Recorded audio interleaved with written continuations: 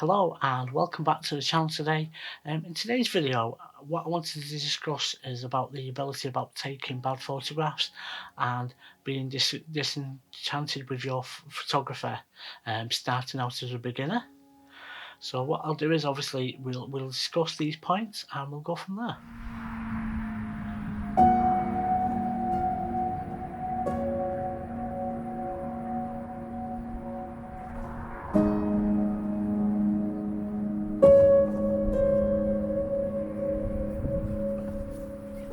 In today's video, I just wanted to discuss about when you're starting out as a photographer, how you can come into, you can you can buy your first camera and you can go out and take photographs.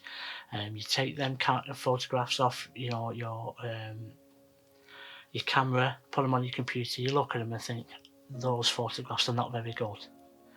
Now, we live in a world where social media is such a big thing, and we're constantly greeted with fantastic images from all over the world by great photographers. And I think when you first start out photography, it can be quite intimidating and quite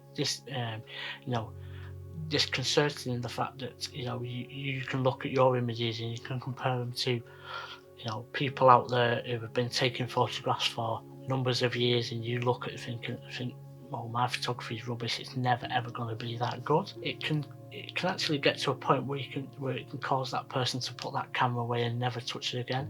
And I think that's a very difficult thing to do, and I do think it's the wrong way to do it. When I first started photography, I was quite lucky in the fact that social media was still quite new. It would have been around about the early 2000s when Facebook was coming to its own, and the likes of Twitter and Instagram were not far behind that.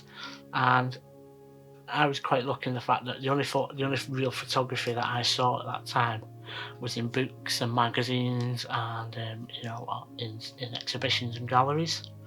Whereas now you're constantly being bombarded with all these fantastic images, and some of them are structured in such a way that they're over processed to look more appealing.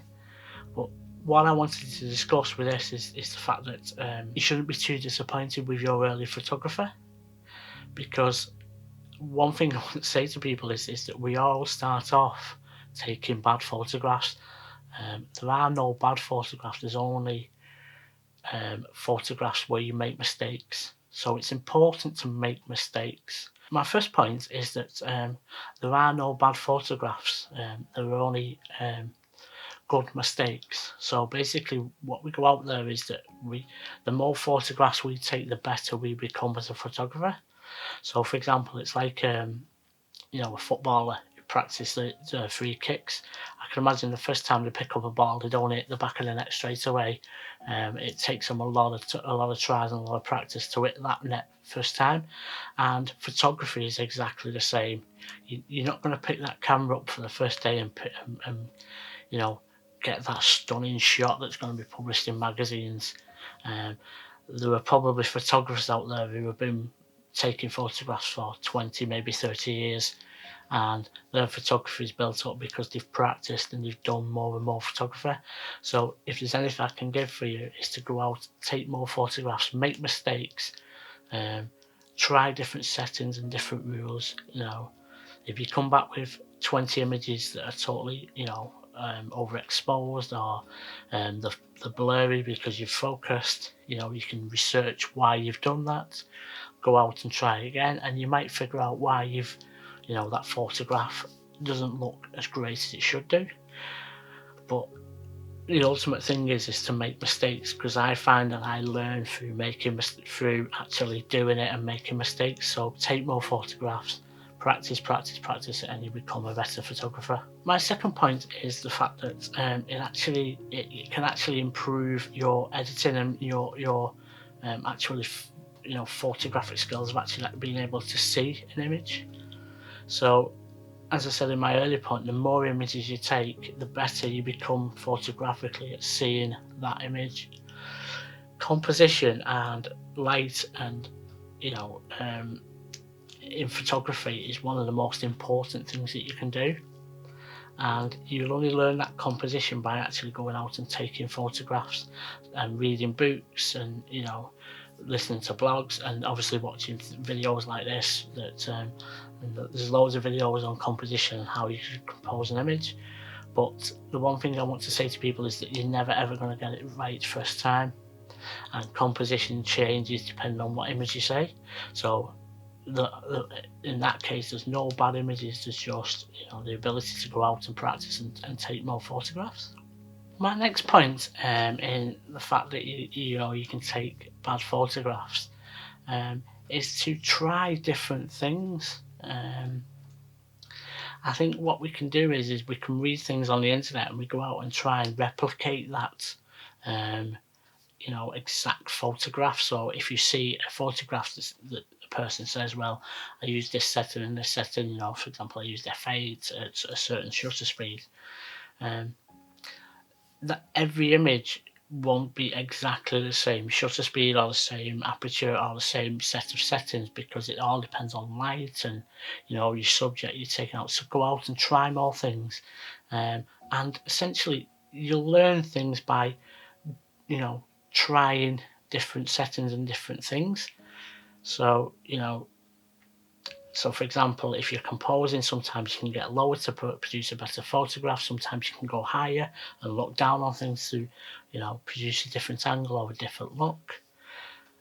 So the important thing is to go out and try more things and do better things.